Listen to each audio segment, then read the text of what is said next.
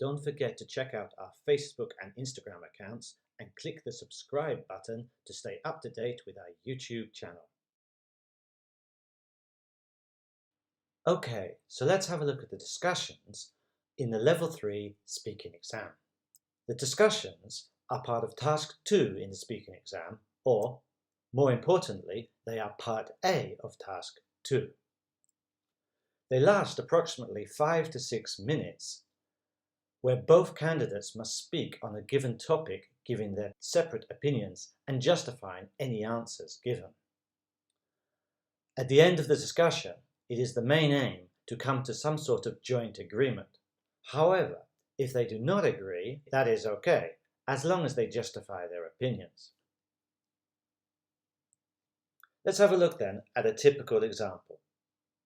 As we can see in discussion 1, the topic sentence at the beginning, i.e. nowadays people have more and more health problems, gives the overall idea of the discussion. We then have 3 subtopics: bad diet, stress, and modern life. The candidates must talk about each of these and how they affect the main idea, i.e. the fact that we have more health problems. At the end of the 6 minutes, they must put them in order to decide which is the most influential and which is the least influential. As mentioned earlier, they do not have to agree. Let's go on to looking at how to organize your talk.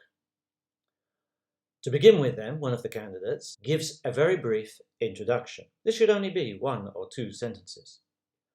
Then, either they move on to the first topic or they offer over the time to their partner who starts with topic A. Both candidates then discuss and analyze topic A.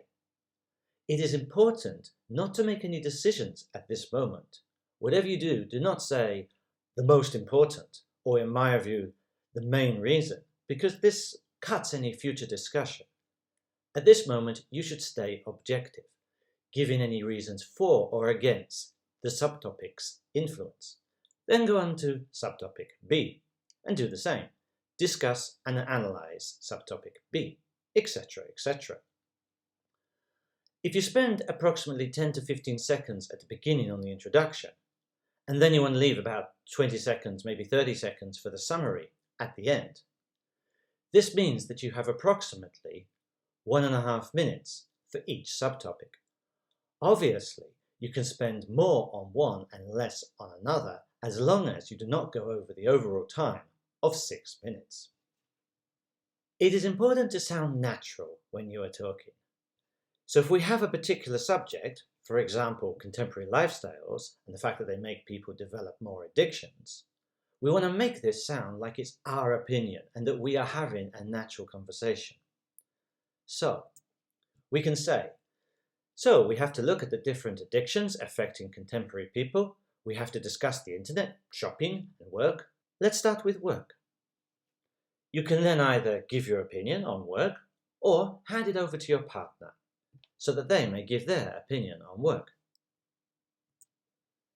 Let's have a look then at an example discussion to see how it looks in real life. This example is about sport and what different reasons we have to do them. Please take a moment to acquaint yourself with the instructions. Okay then, let's see a demonstration of a Level 3 discussion. Okay then, so our topic today is extreme sports and the reasons why people choose them. And we've got 3 possible choices. A challenge, boredom, and adrenaline. If I start with challenge, I think this is a very big reason why people do extreme sports. And in our modern lives, while we're sort of in offices most of the time, I think people want a challenge. They want to do something different. They want something that's going to be demanding for them. What do you think? Is that a reason? I definitely agree with you. I think it's a very important reason why people decide to do extreme sports, such as bungee jumps, parachute jumps, or maybe BMXs if they are extreme sports. Yes, people need something that challenges them, that forces them to do something more difficult, more complicated. Yeah. And this, sense of achievement. I guess it's like important. that sort of cliche to why someone climbs Everest, because it's there. Yeah, because it's there. There's a challenge, and people feel that they must do it. That's a good example. It's there, and you want to prove yourself and the rest of the world you can do yourself. It. Okay, what about boredom though? Do you think that's a motivating factor? I'm not sure it's motivating. It may be a factor up to a point. Yes, I think that people can feel a little bored these days. There is a lot of routine in our life. True. So, yes, maybe boredom does push them towards something different, something extreme. Is it motivating? Exactly. I'm not sure, to be honest. Are we talking push or pull factors? And can you be motivated by boredom to climb a mountain? I don't know. Maybe. I'm not so sure. I believe it is a factor, but compared to challenge, definitely not as important. I guess it will start challenge. You though. It will maybe you may be looking for something, and maybe it will start your interest. Maybe you will be searching the internet for something. You will be asking people. So maybe it will start off your journey into extreme sports. I think you've got a point. It may be this starting point for some people. It's not going to keep you going, is it? If you're freezing on a mountain, you're not going to be kept going by boredom. By boredom, definitely. But challenge will definitely make you continue and want to reach the top. Yeah. Okay. And the last one, if we can move on to the last factor, which is adrenaline. So, in my view, it's quite an important factor.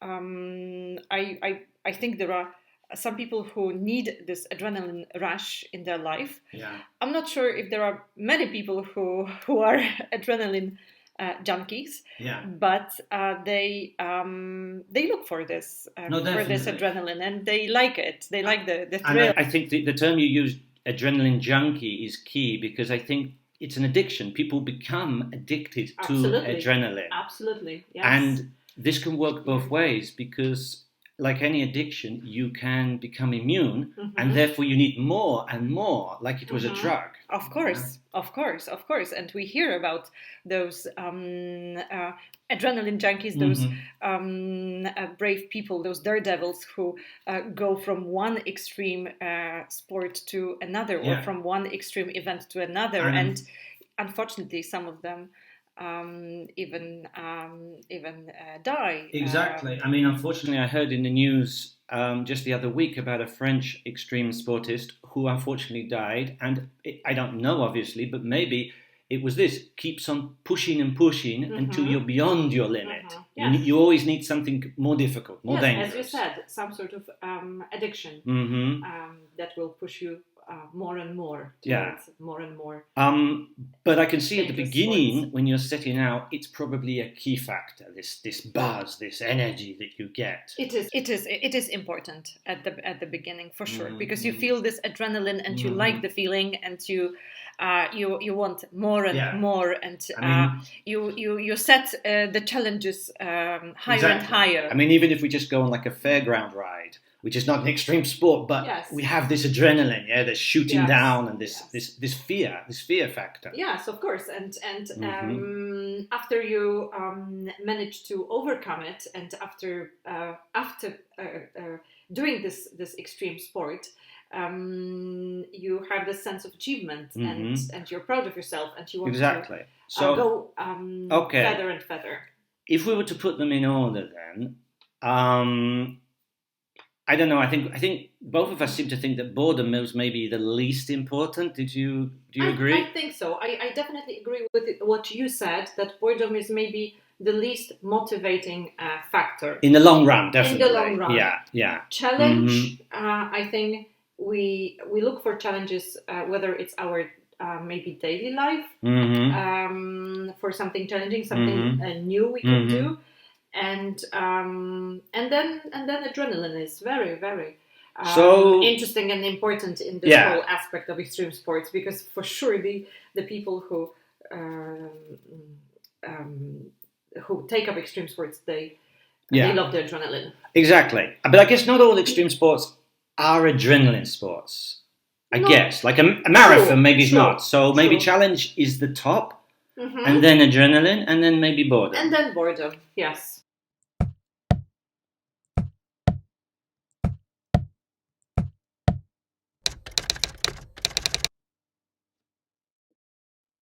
Don't forget to check out our Facebook and Instagram accounts and click the subscribe button to stay up to date with our YouTube channel.